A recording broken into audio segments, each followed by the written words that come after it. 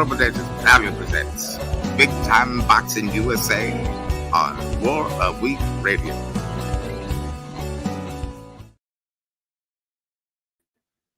Guys, welcome. Happy Sunday to all of you guys.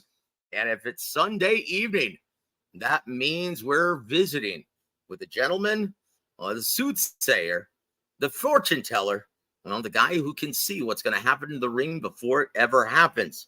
The incomparable James GOGUE. James, how are you doing tonight, sir? Hey, Joe, I'm doing good. Got a lot to talk tonight about on the show. There were some good fights yesterday, in Saudi Arabia. Another good show. What's that guy's name? Put on the Turkey Al-Sheikh. Turkey Al-Sheikh. The Prince. Yeah, he put on some real good fights. Cost him a fortune, but he salvaged the fight. He salvaged the Better Be a fight, which made this card hot. When Beterbiev got hurt, kind of like took a lot of sizzle off the card and everything. But otherwise, the other fights were solid. The heavyweight fights, the middleweight, the featherweight, yeah, they were pretty good. They were pretty good, entertaining scraps. Yes, sir. And Frank Warren beat that ass. Queensberry Promotions gets a 5-0 sweep against Eddie Hearn's Matchroom Sports Marauders. I tell you what, I really love the concept. And remember, GOGUE, we were talking about this about a decade ago. And I said, it'd be beautiful if boxing actually did like a Super Bowl once a year, or took the top 2 promoters in the U.S. market and did something like Top Rank versus Golden Boy. And lo and behold, we saw it, the UK version, and boy, it produced fireworks and a spectacular evening, dare I say, day of boxing. But the 6 or 7 hour mammoth long cards, that's got to end, guys. Oh, ridiculous. Yeah. It's absurd. But we'll talk all about that. But guys, I want to remind all of you of what GOGUE, why he didn't even want to preview Zhang versus Deontay Wilder. Now, guys, give me a second before I actually do this.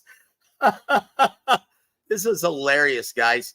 Hold on. Let me just show you guys. This is from last week on the show, a week ago tonight. And this is what GOGUE. Tell me if you guys can see this and hear it.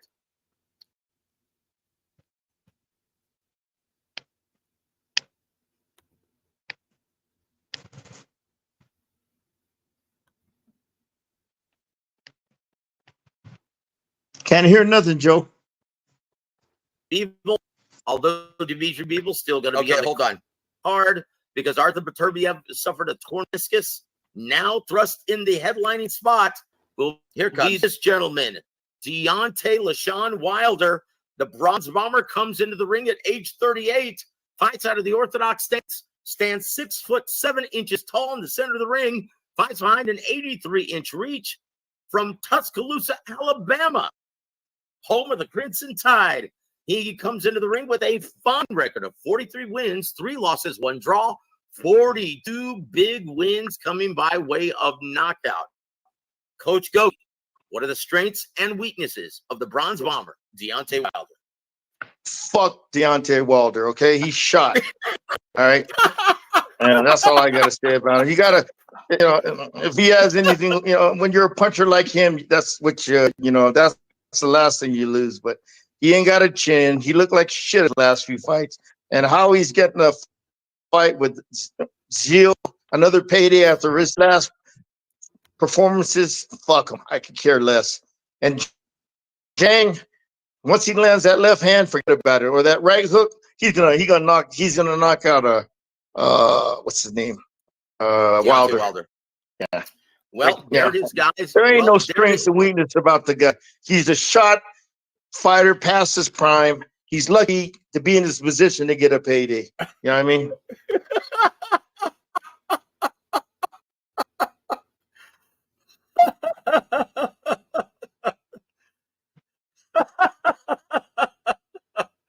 Gogi, yeah, you were right. How did you see that? Oh, come on. It was so obvious, man. I mean, Jesus, you know, it was so obvious, man. I'm like, oh, man, it's not even worth talking about, you know. Man, the guy's been shot since third Fury fight. That's it. That's pretty much was it for him. You know, the beatings he took in them last two fights with Fury, he's never been the same, man. You know what I mean? And it's just, after that, a slow, what do you call it, degradation over the years. Now you can see he got no confidence in his ability, his skill level, reflexes, everything's gone, man. He ain't got no business being in boxing. He made I don't know, would you say $10 million last night? Yeah, he made 10 million. Oh shit. He's made a lot of money. Prince has made him a lot of money his last few fights. He don't need to fight no more. He's made millions, man. Come on. I mean, come on, Joe. Add up all the money this guy has made since he's been fighting in Saudi Arabia. Add up all the millions.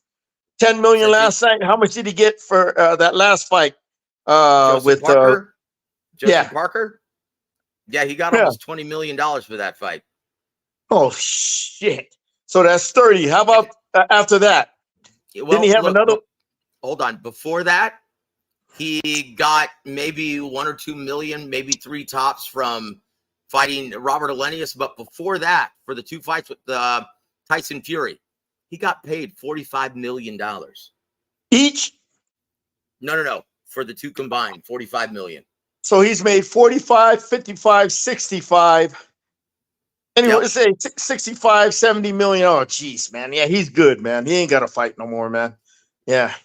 And he made 20 million for fighting Parker. Oh, God. Yeah, Joseph Parker. Yep. Yeah, he better send a Christmas card to Turkey, Prince Turkey every fucking year. He better send him a Christmas card, thanking him for setting him up financially for the rest of his life.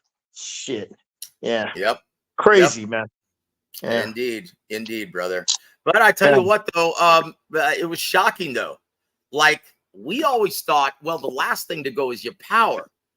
But Gogi, without any legs underneath you, yeah, you have no power, do you? Well, and you ain't got no confidence in your ability. Yeah, you ain't got no, your confidence. He came in there for a payday, all right? He came in there, not to win, but basically just give a half-ass performance and get his check, and which he did. Yep. Well, that he did. I'll tell you what. Yeah, it was shocking. It looked like Deontay couldn't crack an egg last night because his punches seemed to be just bouncing off of the bulbous skull of Zhang. Hey, Zhang also outweighed him by 65 pounds or something like that. Okay. Yep, almost 70 pounds. Yep, 68 to be exact. Yeah. So when you hit a guy with that much weight, that's bigger than you, you can usually, like I always say, man, there's a reason why there's weight divisions. Okay. Now, like my guy, we fought a guy in Mexico City, he came in 11 pounds overweight. I was kind of like, oh God, I was hesitant to take the fight, but we trained so hard. And my guy was sparring a lot of bigger guys, and he wanted to fight. I said, man, yeah, let's do it, man. I took that chance, but God, dog, when the fight started, I seen it right off the bat. We hit him with our best shots. We were hurting anybody else with, and this guy was, he was absorbing them punches like a sponge, absorbing water. It wasn't affecting him. And the physicality, when they got in close, you could see he couldn't move them around like he wanted to. So, then you got a guy like Zhang who came in 68 pounds heavier. Oh man, he'll be able to absorb the punches of Wilder, or if whatever he has left on him and everything. So yeah, it was a total. How much you get yesterday? 10 million? Yeah, about 10 million. How much does Zhang get? I'm not sure, less than that, but they were showing it once again on pay-per-view TikTok in China. We're going to talk to the Lane brothers this week to see how much, well, their initial figures are. Because, guys, very quietly, Zhilei Zhang might prove to be boxing's #1 global pay-per-view attraction. As far as money, yeah. As far as overall viewers and as far as overall cash. Yep. Oh, yeah. That's crazy. Yeah. Crazy. And afterwards, I bang everything. And then he says, Queensbury, bang Matchroom. Oh. Yeah. Oh, I tell you what, though, guys, maybe I'm just getting old, but I'm growing very fond of Zhilei Zhang. And you know how a long time ago, Gennady Golovkin used to always look forward to hear his post-fight interviews and his broken English, and it was always very entertaining. Guys, for some strange reason, I have that same vibe whenever Zhilei Zhang tries to speak English. Yeah. I love it, guys. I think, and it's just unfortunate that he's 41. Realistically, Gogi, how much longer can we expect to see, in your words, the big Chinaman? He ain't getting beat up, so he could keep on fighting. Remember, Foreman won the title again at 45 after Yes, a 7-8 year layoff. So, okay. Yes, sir. That's right. That's right. But I tell you, Foreman, won the title again at 45 or something like that. Oh, brutal. Michael Moore. And this guy can punch. Yep. And as long as you can punch in that heavyweight division, he needs a southpaw. He has a chance. There's a lot of paydays left in that big guy. Yeah. Yep. There it is. Tell you what, we're gonna go to the comment section right now. Say hello to our dear friends in the chat. W.A.W. Boy, he's been busy. He's got a lot of comments here and questions for you, Coach. He says, breaking news. Zhilei Zhang reportedly fought with loaded gloves, loaded with Chinese power. Woo! Yeah. Tell you what, he said that post-fight also. That was hilarious. It said UK power. Yeah. Oh, dude, it's hilarious. Have you guys seen a live broadcast whenever Inoue fights from Japan? It's hilarious. They actually still have McDonald's commercials during the broadcast, and you hear quarter pounder with cheese, the rocks. Oh. Anyway, it's hilarious. So I can't even, guys, he is becoming, and he very well may be, the biggest box office attraction in the entire world. With a nation of over 1 billion inhabitants. We'll put it this way. The last time he was on pay-per-view, right? And this was for the Joe Joyce rematch. And that was broadcast in China on TikTok for only $2.99, right? That very well may be the future in the American market as well. We need to do something because the antiquated pay-per-view revenue stream, everyone's stealing it. We have to create more incentive to purchase it. And if it has to be $2.99 on TikTok or X or wherever, then so be it. But listen to this. Over 300 million bought it. The sequel, the rematch with Joe Joyce, bought it in China for $3 a pop. Gogi, do you know how much money that is? A lot of money. 900 million. That's almost $1 billion gross. Yeah. Now we don't know how much he had to split with communist China, the communist government there. Half of it, probably. But think about it. If you're getting half of that, you made almost $500 million in one night on $2.99 TikTok. Yeah. Crazy. That's incredible, guys. That's incredible. That's what a rock star Zhilei Zhang is in China. Yeah. But anyway, Double L says this. I got to say, that was one of the best cards I watched for the past couple of years. This was truly a special night of boxing. Never thought I would say this, but thank you, Saudi Arabia. Well, we'll see how many Americans actually paid for this shit. None. Okay? Very, very few. Yep. Well, look, Gogi, does it help the cause that it's actually happening and begins at 11 a.m. your time? Yeah. It's a Saturday, man. People got other things to do, man, than in America. them watch, boxing. They like usually watching pay-per-view at, in the evening time, like, 6 to 8 on the West Coast. You know what I mean? Yeah, correct me if I'm wrong, Gogi. I don't know very many people who want to host a fight party at noon. Yeah. Joe, boxing is not relevant in the States. I don't give a shit what anybody says, okay? If it was relevant, it would be on network TV, okay? On different channels on network TV. It's on none, okay? Not ESPN, but ESPN's cable. I'm talking about, the big NBC, CBS, ABC, or Fox. It's not on NBC or any of them other national television network like the NFL, NBA, Major League Baseball. You know what I mean? Because it's not mainstream. Okay. Well, I tell you what, Larry Liston is very hopeful, but I don't know if Turkey Al-Sheikh is going to choose to invest in a sinking ship that is PBC. But here we go. In my opinion, Golden Boy versus Top Rank has a better chance of being made at this time because they have a working relationship with his own, and Bob Arum has a very good working relationship with his former protege, Oscar De La Hoya. But here we go. Here's his mythical wish list, Gogi. Tell me what you think about these fights. 5 versus 5, PBC versus Top Rank. Noah Inoue versus Ray Vargas. Brandon Figueroa versus Venado Lopez. Wow. O'Shaquie Foster versus Lamont Roach. Say that again, Joe. You ran it by too fast.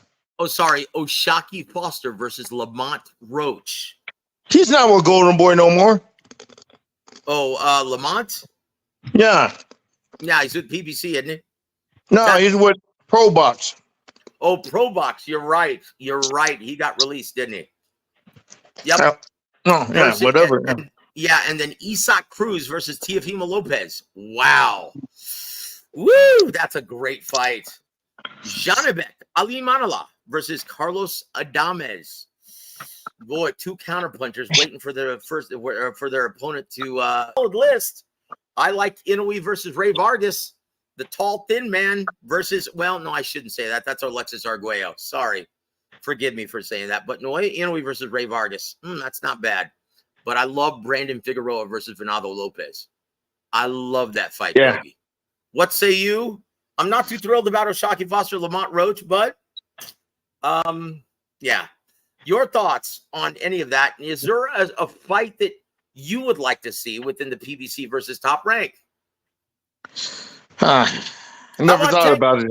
How about Tank Davis versus Vasil Lomachenko? I can't believe you forgot about that, Double L. Yeah. Well, we'll see what happens, man. PBC might not be in business much longer, so they won't have to deal with that headache out trying to prevent everything. Yeah, that is true. That is true. Double L also says the knockout of Wilder was effing brutal. The way his head went down, I was a little worried for Wilder. Turned his back, did the old spinneroonie. The biggest no-no, especially at heavyweight, and Zhang went in for the kill. Yep, he sure did. And you called it. You called it, Gogi. As soon as he found that distance, it was going to be all over. That right hook, the left hand right hook. Yeah. But hopefully Deontay Wilder gets smart and retires. He don't need the money, man. I mean, health, you can't replace good health. Okay. So get the hell out, live a good life. And he's made enough money.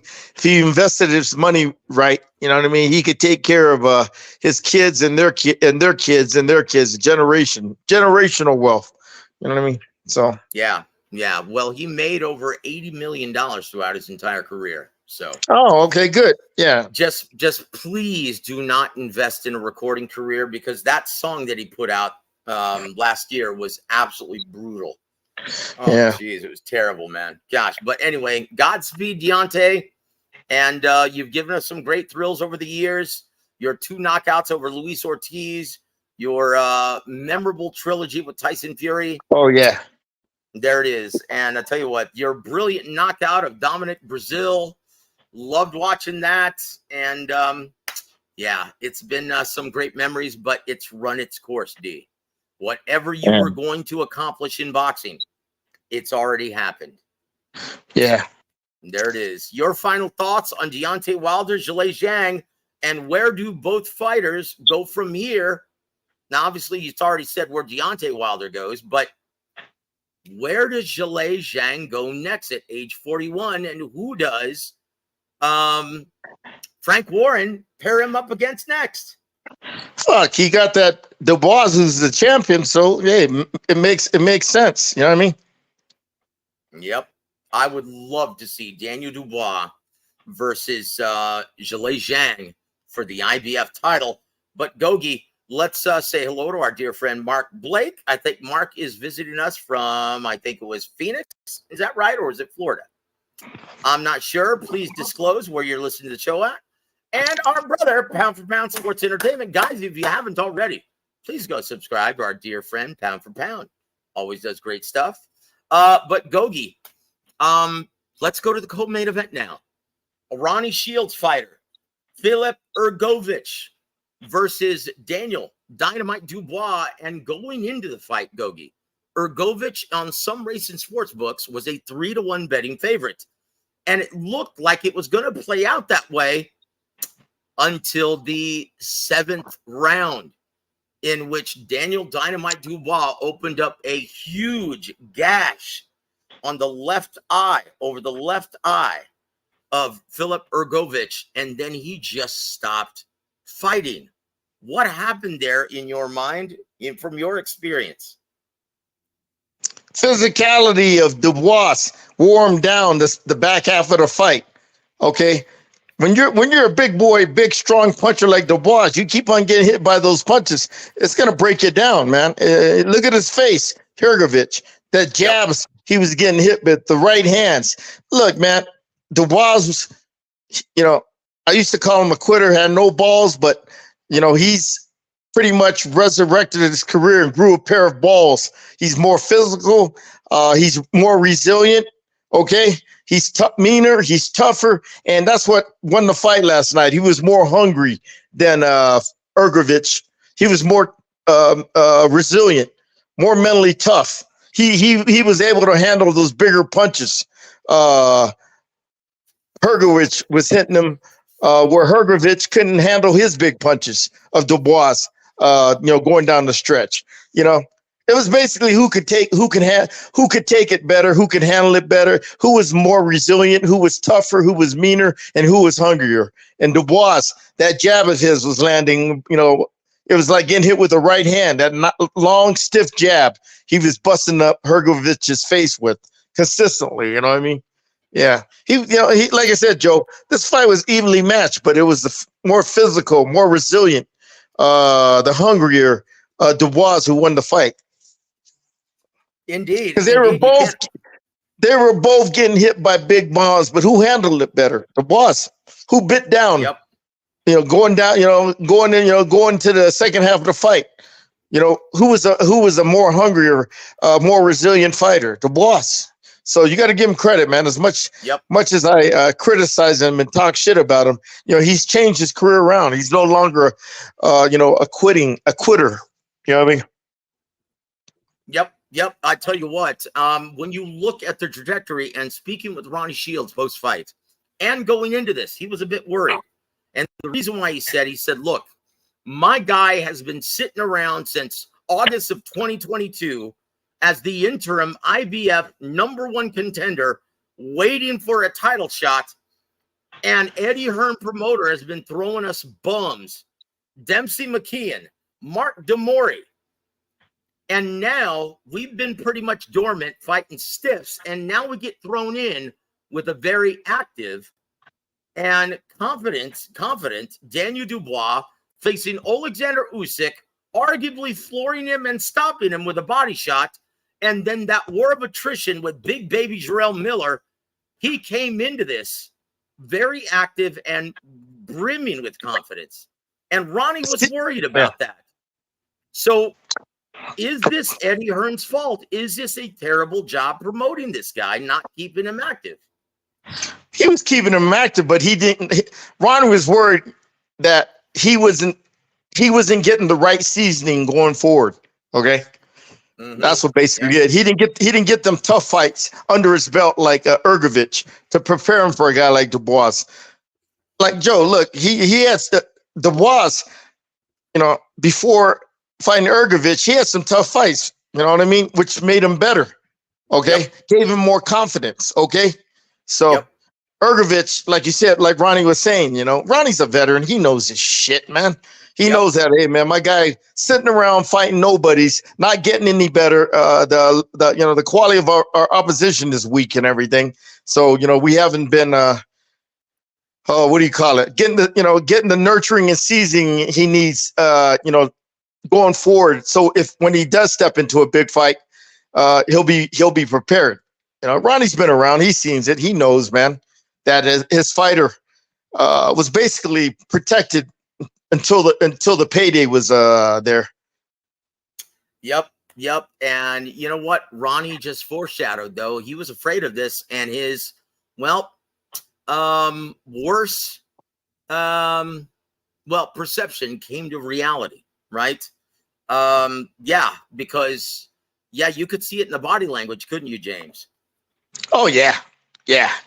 Especially after he kept on getting nailed by hard shots by Dubois, you could see, the guy was more seasoned going into this fight. He was more prepared by them past 3 fights that Frank Warren got Dubois to get him ready for this moment. Yeah. See, Joe, activity means a lot. Everybody say, but getting activity means even more when you're fighting the right type of opponents, to prepare you for the bigger fights in the future. Yep. Frank Warren's in the Hall of Fame for a reason, guys. And he showed it last night, 5-0. He whooped Eddie Hearn's ass in head-to-head competition, 5-0. And now, you already stated, now here's, let's say hello to our dear friend, Uncle Charles. Welcome to the show, sir. He says, yes, it's time for him to retire, and I am from Alabama. Well, brother, you still have the Crimson Tide to root for every year. Yeah. That's coming around. So be thankful for that. And yes, I was right. Mark Blake, you're in Florida. I knew it was one of those. Thank you for joining us, my friend. Thank you for always supporting the coach. Toby Bartlett from across the pond. Hope you enjoyed last night's. And he says this. Yes, Don Charles is more than a boxing coach to Daniel Dubois. He's a life coach and he's a mentor. Yes, sir. He sure is. He does a great job of mentoring his students. Also, my brother James, you can hear us every Tuesday. And boy, Ronnie Shields is going to have a mouthful on Tuesday. Guys, tune into that as James helps me rattle off the fact or fiction to Coach Ronnie Shields. Hey, Joe, Ronnie told you this before the fight, that he was kind of. Yep. He told me before he left, 2 weeks before he left to Saudi Arabia. That his guy has been spoon-fed bums, not seasoning him enough to prepare him for the moment, for this moment. And Dubois was the opposite, where he fought, good quality opposition, to get him ready for this one. Terrell Miller, even the hungry, undefeated, hard-punching cruiserweight that he fought. On the undercard of Usyk, I think it was Fury. Was it Fury Chisora? Was it? Anyway. Well, Joe, he fought Usyk, gave him a good fight, and before he got stopped. He fought Joseph Parker, okay, and Jarrell Miller. Man, come on, man. He's fought some good. You know what I mean? That's true. Yep. Yeah, man, Ronnie was right, man. Ronnie Ronnie's a veteran. He knows his shit, man. He knows boxing. He understands how this works, the process. A lot of these inexperienced, coaches don't know that, man. You know what I mean? A seasoned veteran like Ronnie knows all this stuff, man. You know what I mean? Well, Ronnie was saying that he's afraid that it's going to just bite him in the ass, and it sure did, because he said, in his opinion, Eddie Hearn was doing this intentionally to get him ready for Anthony Joshua. He was hoping that Anthony Joshua would fight him at Wembley for the IBF title. Well, he's not going to get that opportunity now because, he got his ass whooped by Daniel Dubois. Basically, so Eddie was protecting him for a payday. That's all. Yep. That's it. That's it. And Ronnie called it. And yeah. So Eddie Hearn gets his ass whooped by Frank Warren. And where does Hrgovic go from here? Obviously, it's going to take some time for those huge gashes to heal. But where does he go? Where would you stick him in if you were his promoter? Fuck. Let him heal. Let him, find out where he's at and everything. Put him in, hey, first fight back, put him in a good competitive fight. Yep. What do you think? The winner of Andy Ruiz versus Jarrell Miller? I don't know, man. I'm not their fucking manager and I could give a fuck. How's that? I love it, Coach. Peter Von Arch, welcome to the show, sir. Yep. Who's Zhang going to fight now? Ajit Kabayel? Well, GOGUE already said what he thought. He says, look, Frank Warren has Zhang and he's got Daniel Dubois for the IBF title. Sounds good. And you know what? GOGUE knows the business. That's why we love GOGUE on this show.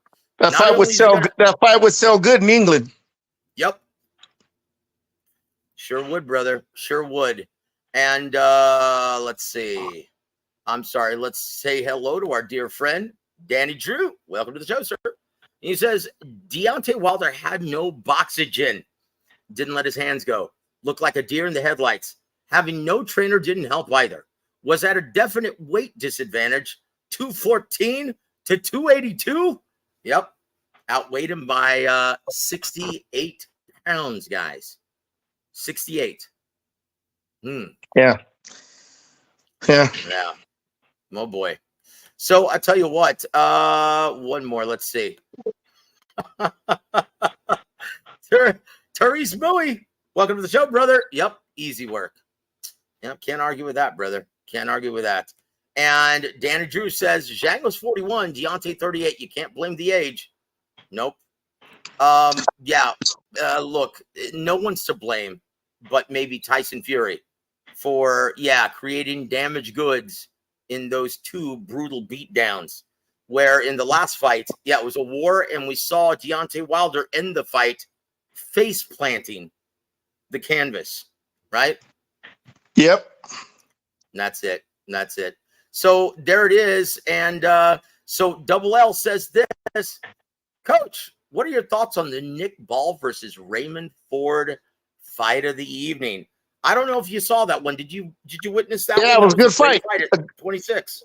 Yeah, Ford, man. He fought Ball's fight. He stood there in the pocket too much instead of using range and distance and controlling with that jab.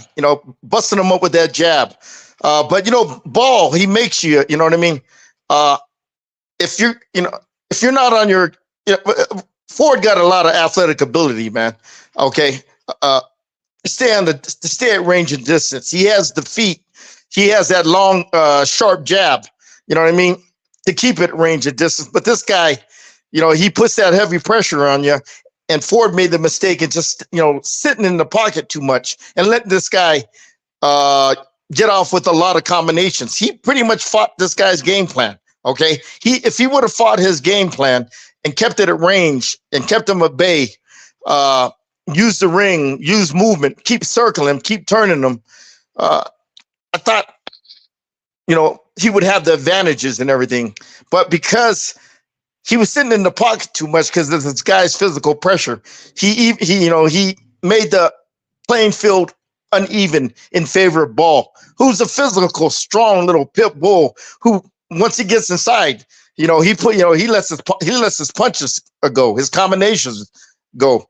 Another thing is Ford, when you're fighting a little short and when you're fighting a little pit bull, a physical, aggressive fighter like these Mexican fighters here, you gotta start hitting them with body shots to slow them down. Let some air out of their tires. Start, taking some energy out of those legs. And Ford, he didn't. I don't think. Shit, I can't even recall him throwing body shots. The left uppercut to the body, especially. Ball comes in there, physical guy, squares up a lot. That's tailor-made for that left uppercut to the body, okay? Just keep throwing it. One is going to land, and if it hits him in that breadbasket, the solar plex, it's gonna slow him down. You got to break a guy down like that, man. You got to hit the body, and it's perfect style for Ford to use what do you call it? Use a proficient, an intelligent body attack if he's trained right in how to do it. You know what I mean? But Ford, he stood in the pocket. He didn't throw no fucking body shots to wear this guy down. I don't think he did. I can't recall. You know, maybe maybe hit him with a few, but there was no consistency. You got to hit a bull like that in the body a lot to slow him down and turn him. Keep turning him. Eddie Futch told me a long time ago, a bull can't fight in circles. Keep boxing him in circles, tight circles. Keep turning him, and keep that range and distance where he could, control him with that jab. That stick, nice and stiff. Keep putting it in his face, and that jab is gonna set up that left uppercut when Ball comes in, because Ball, he squares up a lot. Okay, he's made for that, tailor-made for that left uppercut to the chin, or that left uppercut to the solar plex. Then rip them right hooks to the body too. Okay, because he's right there to get hit with that. Then step around him. Don't stand. Just don't lay there and stand there. That's what Ford did. He stood there like a punching bag. And man, shit, man, when that happened, Ball took advantage of that. And that's where he wanted him at. And he put his combinations together. You know what I mean? And Ford, his defense in the pocket is not good. He was getting hit with a lot of hard shots by Ball. So, combination of lack of skills on fighting in the pocket, lack of skills on handling a tough pressure fighter, on knowing how to slow him down, break him down, and and the tactics, not turning him enough in a circle and not keeping him a range of distance, with a stiff jab. A lot of touch jabs, to set up that the right uppercut, the left uppercut to the body, the right hooks to the head, or the right hooks to the body. Joe, if you know how to fight a pressure fighter, and you got the skills and the mentality to do it, they're usually the easiest guys to fight. But if you don't, it could be your worst nightmare. Yep, indeed. W.A.W also acknowledges the greatness. Excellent breakdown from Coach GOGUE. You're spoiling us, GOGUE, because we don't get this anywhere else, brother. Oh, man, no, not to me. Look, man, you got to be old. I learned, I've been around this 40 years. I learned from the old school days, man, and over the years, you learn from a lot of great trainers, about strategy, about tactics, you know what I mean? And Ford, he had the wrong tactics. A wrong strategy. Didn't lack the skill sets to handle a tough pressure fighter like Ball. But Ford also, his last fight, after he won the title, he goes, man, I'm having a hard time making weight. That's it. Yeah. From what Thomas Joe. Yes, From what I heard, he had a hard time making weight, and he wanted to give up the belt, but because of this payday, he made sure he made the weight, but he wasn't at full strength. You could see he didn't have the legs behind him, to move around the ring like he wants to execute his game plan like he wants to. Yep, that's what I was just gonna say. From ring announcer Thomas Triber said that Raymond Ford was killing himself to make weight, and he was surprised that he actually did. For a payday, yeah, he made the weight for a payday. But hey, give Ray Ford credit. Put on a great fight. He did. But I could tell he wasn't 110%. He'll be better at 130, yeah. Yes, he will. And I, for one, can't wait to see him try. Honestly, yeah, I really admired his gallant effort. But yes, it was obvious that the weight was affecting him. But he did come on strong. He hurt Nick Ball in that final round. I thought he ended the fight strong. It just was, according to the judges at ringside, at least two of them. Well, it was too little too late. But I could have seen the fight go either way. I scored it a draw, actually, GOGUE. Yeah, it was close. Yep. Great fight. I wouldn't mind seeing another one, but it's obvious that Raymond Ford does not belong any longer at 126. Yeah, he'll be better at 130. Yep. Never Folded says, Raymond Ford got robbed. Nick Ball did not win that fight. Okay, brother. Look, he let the guy he let the guy. Raymond Ford let the guy fight it. Let the guy fight his fight by staying in the pocket too long and letting the guy throw combinations, which in the judges' eyes gave them close rounds. But it was a good fight. Ball, he'll have a short, glorious career. Guys like that, pressure fighters, take a lot of punches. They're not going to last. They're not going to last long. Nope. I'm not going to last long, man. You're going to have in the immortal words of Eddie Futch, you're going to have a short but glorious career. Glorious career. There it is. What was the money he made for that fight, Ford? I'm not sure, but it was by far his career high payday. Yeah, that's why he did it, to make weight.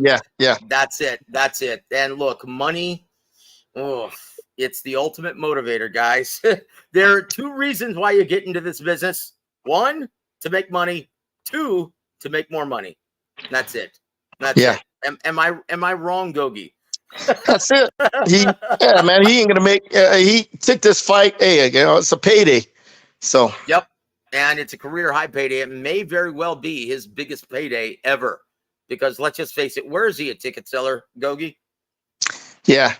I mean, it was a good pay. I mean, shit, man. That's why you're in this business, to win a title and make money. And he made some money last night, man. So he'll move up to 130. And he got a lot of good 130 pounders he could fight, like Bronco Lara, Rocky Hernandez. Got a couple other guys. Then he's got, what's that guy's name? Lee Wood. You know what I mean? So he's got a couple good 130 pounders he could fight. Well, yeah, he could also fight Manuel Navarrete as well. Oscar Valdez. You know what? Yeah, but they're Joe. Come on, let's be sensitive. I know. They were top rank. Ain't gonna happen unless Prince puts up the money. Yeah. Well, that's what I'm assuming. And once again, look, the thing I can say about Turki Al-Sheikh being involved with the sport, matchups that you didn't even want to discuss because there was no chance of that happening. That's off the table now, guys. Yeah. Turki Al-Sheikh throwing money at everybody. Yeah, any matchup is potentially possible, right? Well, let's see how long it lasts. Okay. That is right on the money, because let's see how long he put up with burning through money. Luis Trevino, thank you for supporting the coach on this day. Salute to you, my friend. Thank you for being here, brother. And Larry Liston says, I had Ball winning 7-5, close and competitive, but Ford started too late. Agreed, brother. Very good observation. And I could easily see it going 7-5 either way. But I myself scored it 6 rounds apiece. Yep. And Luis Trevino says, are you guys aboard the Hamza Shiraz train? I'm kind of impressed, brother. I was very impressed with that beatdown he put on the very gallant and brave, and boy, what a horse Ammo Williams turned out to be. I was impressed with both gentlemen. Ammo Williams had his spots, but Coach GOGUE, were you impressed with the 6'3" Taliban Hamza Shiraz? First time I seen him fight, Ricky Funes, Joe Goosen disciple trains him, I noticed. Yep. And Ricky's did a good job with him. The guy's, he's tall, rangy, and he can punch. He's got that hard, stiff jab that, gets your attention and sets up that right hand, that right uppercut. Yeah. Inside the pocket, he throws good uppercuts, that left uppercut. Yeah, he's good. He's solid. Yeah, he's solid, that Shiraz. Yeah, he looks solid. You know what I mean? Good puncher, good right hand, good technique, good balance, good fundamentals, and the delivery of his punches. Yeah, he looks like a solid fighter. Where's he from anyway? I think he is from Egypt. Is that it, guys? Hold on, let me check. Let me double check. No, he's from England, I think. He ain't from Egypt. He's from England. Okay, let me double check, sir. Okay, very good. Let me double check, my friend, because I don't want to say anything that's incorrect. Hold on, my computer's a little slow. He'll be a big draw in England, wherever he's from. Yep. Well, guys, I tell you what, GOGUE was genuinely impressed, but he didn't call him Taliban or Hamas. He called him Shiraz. That says a lot. Shiraz, whatever they get. First time I seen him fight, but Yeah. He showed me something, man. You know, he showed me. He is. Yeah, he's got He is pop in from both England. hands. He's got good skill, good technique. Yeah. He's from Berkshire. You're right. He's from the UK. Very good, Gogi. Yes, he is. Yeah. And I tell you what, he's number 3 in the middleweight division. Do you see any of these current champions, Carlos Adames, Janibek Ali Manala, taking this guy on, Erislandy Lara? Do you see any of these guys taking on Hamza Shiraz if they don't have to? Fuck, man. He needs to win a title. If he's a draw in England, Frank. Oh fuck, he don't even need that. That Prince guy loves this guy because you know they're Arab, they're Muslim, so Yep. you know they're gonna stick together, and he'll fund that fight with Adames for the WBC title in Saudi Arabia, and there'll be a career high payday for Adames. You know what? You're absolutely right. He did win the WBC silver. You're right. That's a very good observation. So that makes sense. Yeah, because that Prince guy, I mean the Prince Turkey, him and what do you call it? Muslim, the Arab, they come from that Arab region.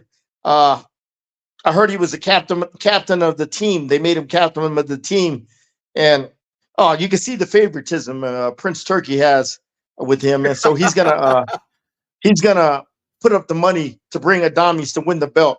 Oh, that would be a huge fight for the Middle East, the Arab world over there, man. That would be that's a natural for that fight over there, not in England, but over there because that's where the money's at. You know what I mean? You know, Indeed. and they'll pay that fuck a career high payday where he ain't gonna turn it down. You're right. You're absolutely right. And Sid UK has the beat. Welcome to the show, sir. Once again, Joe. You're absolutely right. Yes, sir. Joe, his advisor, Louis de Cubas, has, he's making some inwaves. What do you call it? He's making, he's establishing a good relationship with Turkey, Prince Turkey. So, in this game, it's about having good relationships too to make fights. And I think that fight could be made. I think that fight, man, that's a natural for the Middle East and Saudi Arabia, man. You're talking about a guy, with roots, Arabic roots or Muslim roots. Oh yeah, this fight makes sense over there, man. And they got the money behind it. Oh, they'll give this guy a career payday to go over there, man. Adames, and I guarantee you, he won't say no.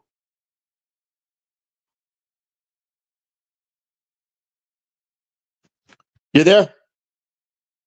About that, I had to take myself off mute. My apologies. Thank you, Peter. Welcome to the show, sir. And thank you, Sid UK. I knew you would have the beat as well as my brother, Toby Bartlett. Thank you so much, guys, for being here and supporting Coach Gogi and supporting our beloved boxing. I tell you what, guys, excellent full day of boxing yesterday. And I think you made the right call. I think Carlos Adames versus Shiraz is going to be the most logical fit for both men. I think that's a very makeable fight, and I think that's a winnable fight for both men.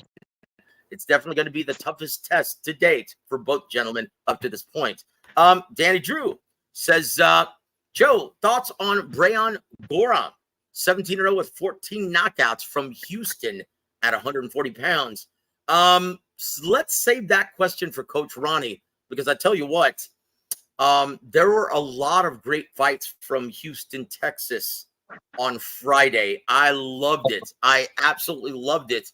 Our guy, Andreas Katsourakis, got the big victory, although he was tested by Abdukakarov. And also your guy, your nephew, James, Giovanni Marquez. Yeah. Oh boy, controversy in overtime boxing.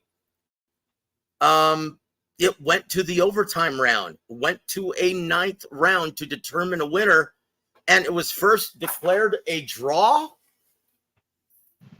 Did you see that, James? That's what I heard. Then they changed. Then one of the judges, added the scorecards up wrong when they recalculated it, and they overturned the decision to Giovanni winning. I thought he won the fight in that overtime round. I thought the fight was even going into the overtime round, which Giovanni won, but he didn't fight the best fight of his career. And I had a talk with him about it, and you know what I mean. So leave it like that. Yeah, I tell you what. Yeah, but look, I thought Goram looked great. I think, Coach, and once again, I was talking about this on James Look, man, Bell's show. Look, opponents make you look good. Okay, he had the right guy to make him look good. Okay, the kid has got a very fast, sharp, stinging jab, a good right hand. Okay, he could punch. Yep. But what happens when the guy can take your best shots? Mm-hmm. All right, and makes you fight. That's when you're going to see, if he's all talent, a front runner, or does he have any bite in him where he could fight in tough fights, in tough moments. Okay, we'll see. But as far as he's a good puncher, fast, quick hands, sharp jab, which is number one, and we'll see. We'll see. Yeah, we'll see. Bram Gorham from Houston, I think. Yeah. Yes, sir. Yes, sir. I loved that entire card. I thought it was amazing. Luis says, Joe, that main event was amazing fight. The Greek cat. Yep. Andreas Katz had a formidable opponent in Abdukakarov. Coach GOGUE. Now, look, this was Andreas Katsarakis, his first fight at 154 pounds. He's customarily a middleweight and sometimes a super middleweight. He spars with David Morrell Jr. and Jermall Charlo. And Coach GOGUE, he seemed to have a lot more torque at 60 and 68. Why do fighters continuously believe that they're going to have the power and size advantage by killing themselves to fight at a lesser weight when they're not as strong? Why do they continue to do that, Coach? Perception over reality. Okay. Perception is, I'll be stronger at the lower weight, but reality, it doesn't work like that. Okay. You got to fight. You got to fight where you're natural at, where you're physically the strongest at. Okay. Anyway. Yep. I think you're absolutely right, and I think it showed because he was hitting Abdukakarov with clean, flush, perfectly timed shots that ordinarily buzz his opponents and put them on their ass. He just didn't look like he had the same crack in his shot at 54. Well, that's something for Coach Ronnie to determine, as well as his manager, which is Split T Management, right? So there it is. There it is. Sid UK. He says, UK has the best fan base, in my opinion, alongside probably the Mexicanos. Both like boxers and brawlers, and respectfully, boxers regardless of race or religion. Yes, sir. Yes, sir. Coach GOGUE, would you say they're pound for pound the best fans in the entire globe of the UK? Without a doubt, they're the best pound for pounds, the most enthusiastic, passionate fans, knowledgeable fans, and they buy tickets. Okay, yeah, they buy tickets. And the best part, they will not abandon a fighter just after one loss. And they support their fighters. They back them. From local regions, they back them. Yeah, they're the best UK fans, without a doubt. Yes, I know. I found that out when Ricky Hatton fought Floyd Mayweather in Vegas. He brought 30,000 Brits with him, and right then and there, I said, "Man, these guys are the best fans. Nobody's better than Brits. No fans are better than the Brits." That is right on the money. That is right on the money. I'll tell you what, Lance, welcome, aloha from Minnesota. Very good to see you here, brother, and thank you for supporting the coach. Coach GOGUE, we're 55 minutes in. Would you like to discuss next week's fight card on Top Rank with Xander Zayas? Yeah, let's finish it off with talking about that card and call it a night. Yes, sir. Yes, sir. I'll tell you what, let's look. Just one moment. Let me pull it up. Because I think that's the only card that's worth mentioning or worth talking about. That's going to be next week. We definitely don't want to talk about Adrian Broner versus Blair Cobbs, do you? I think that's called off anyway, isn't it? Yeah, I don't know, and I don't care. Yeah. Well, your main event of the evening next Saturday night on Top Rank ESPN, it's going to be Xander Zayas. Well, in his toughest test today, potentially against former champion Patrick Teixeira. Does Teixeira have anything left? What do you think of this main event, Coach GOGUE? It's good. It's a good test for Xander, fighting a former world champion, a guy, experienced veteran. Yeah, I think it's a good fight for him. It's always good when you're a young upcoming prospect, when you're growing, into the upper echelon, to fight these former world champions. Okay, to get them on your resume. Indeed. And in the co-main event, I'm excited about this one. Shoo Bruce Carrington, 11-0 against the very hard-nosed Enrique Vivas. I love this fight at 126. GOGUE, what say you? Great fight, man. That Vivas, strong, physical, resilient, tough. Okay, he's a competitor, a resilient competitor. Okay, there ain't no quit in him. You're gonna have to hurt this guy and hurt him bad. You know what I mean? To make him quit or to knock him out. Yeah, and this guy, I think he's training over there with Panda, over there in Jicapilco, Mexico, where with Cepeda, 8,000 feet altitude. Last time I checked, and he's going to be in tremendous shape. Man, just like I said, great test for Carrington. Carrington fights best when you come at him, okay, because he's comfortable fighting them pressure fighters. He's comfortable fighting in the pocket with that little shoulder roll style he has in there, the counter. He throws beautiful combinations up in the pocket. He ain't scared to fight in the pocket. He's skilled in fighting the pocket. What do you call it? And this guy right here, boy, is gonna take him to the next level because of the physical pressure he's gonna put on him, the relentless. What do you call it? Resilient competitor, high degree of mental intestinal fortitude that this Vivas has, the high volume punch output. Boy, Carrington's going to have his work cut out for him. If he can't hurt this guy's going to stay on him like white on rice. Okay.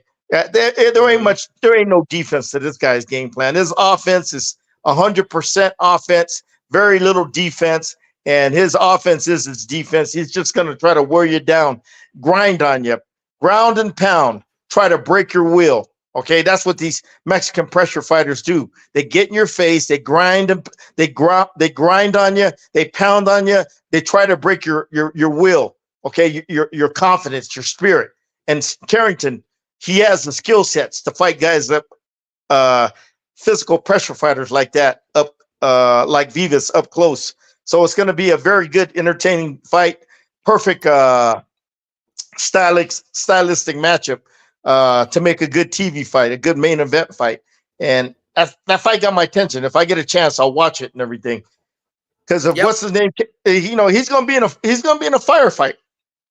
This guy could take punches and he can deliver them. Okay, he could take your best punches and come back firing. Okay, Carrington, we're going to find out how really good he is in fighting at fighting a guy in the pocket and fighting a guy that puts a lot of pressure and comes with a high punch volume output. We're going to see.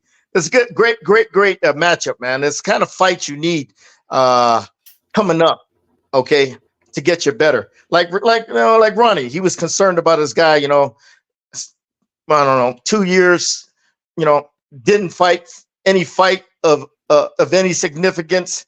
Didn't fight any top fighter of any significance to make his guy better. So when he finally fought a guy like Du who was better seasoned his last few fights, he folded. In the back half of the fights, the difference in experience, the difference in seasoning. And them fights made Du more tougher, more meaner, made him more resilient. Okay. More mentally tough. And this fight Carrington has, that's the type of seasoning you need to take him to that next level.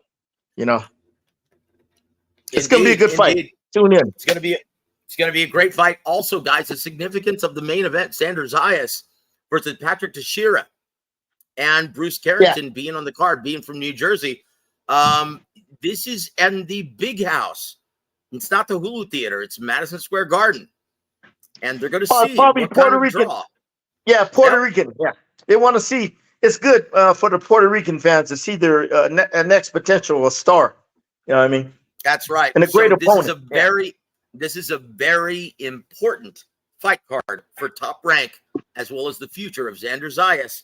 And we'll see very quickly where Xander Zayas goes from here. Also on the card, Deontay Johnson, as well as the return of Jahai Tucker. And guys, look forward to that one this Saturday coming up, June 8th. Tell you what, I can't wait, Coach GOGUE. But that's just about it. We're 62 minutes in. I'll tell you what, let's see. Hold on. Luis Trevino says, Shushu Carrington versus Ruben Villa from Southern California. What say you, sir? That'd be a good fight if one of the guys becomes champion. You know, they could fight each other. Yeah. Yep. And I tell you what, Boxing Source says, yep, Crowley did a great job against Abdukakarov at 47. Had a good showing against Josecito Lopez as well. Yes, sir. Yes, sir. Yes, sir. So I guess that's about it. Refugio Garcia, thank you for joining us, sir. Better late than never. Thank you for being here for the coach. Says, you mean Berlanga is their next superstar? Well, yeah. Yeah. Yeah. Okay. Yeah. Well, it looks like he's going to get the next fight with Canelo, sir, on September. What say you? What do you think about that fight, Coach? Yeah. Okay. Anyway, next. Yeah. Thank you for joining us, my friend. And yes, we always tune in to ProBox TV every Wednesday. I tell you what, I love ProBox. And guys, we're going to be doing a special this time. We're going to be doing a special live tune-in watch party for ProBox this Wednesday night with a very special guest that, yeah, you're going to be very surprised. And it's going to be a lot of fun, guys. But, guys, that's just about it. Coach GOGUE, your parting shots for our listening audience, sir. No, thank everybody for tuning in. Hope you enjoyed the show. And I'm interested in this fight card Top Rank's having next week. I'll probably get a chance to tune in if I could get it over here. Well, I tell you what, last question, because I do have to share this, because I One know more, man, fighting. Joe. I got to get out of here. One more. Yeah, one more. Who is Virgil Ortiz fighting now that Tim Tszyu has been denied as being unfit to fight? Who is he fighting next? I've been told it's between two guys. It's either going to be with Sergey Boachuk for the interim WBC title or main events, Kathy Duva's guy, Murtadaliev. Or is that his name? Murtazaliev, is that his name? The IBF title holder, 154 pounds. It's going to be one of those two guys. That's what I've been told by my guys at Golden Boy Promotions. So put that in the books. Take it to the bank. All right? You've been told that first from War a Week Boxing. But that's about it. Guys, on behalf of the great James GOGUE, I'm Joseph Heron. You've been listening to War Week Boxing. Have a great week, everybody.